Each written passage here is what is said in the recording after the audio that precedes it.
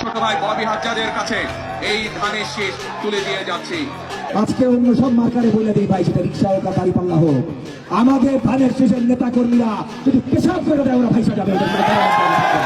তিনি বললেন বিএনপি যত কর্মী আছে প্রস্রাব কইরা দিলে নাকি সব ভাইসে যাবে। এই অন্য আপনাকে বিনীত অনুরোধ করি, গত 16 বছর আপনার প্রস্রাব করতে নিষেধ করছে কেডা? মানে গত 16 বছর আপনি প্রস্রাব করেন না কেন? আল্লাহর রাস্তায় বলেন। তা আপনার একটা কথা বলি, এত প্রস্রাব যখন পেটে নিয়ে 16 বছর রয়েছেন, 28 অক্টোবর 2023 পল্টনের সামনে যখন সমাবেশ হয়েছে, গ্রেনেড মারতে পারে নাই, তার আগে বুড়া নেতৃবৃন্দ মুড় কইরে পালাইলেন। আমরা বিএনপির কর্মী না, তবু 1 ঘন্টা সেখানে স্টেজের সামনে দাঁড়াইছিলাম, কোন একজন মাঝারি মানের নেতাও আছে কিনা আমরা প্রতিরোধ গড়ে তুলবো। একজনও পারেন নাই। যত লাখ লোক আসছে প্রস্রাব করলে তো আওয়ামী লীগ ভাইসে যাবে, তখন প্রস্রাব চাইতে কোথায় রাখছেন? মাথান দিয়ে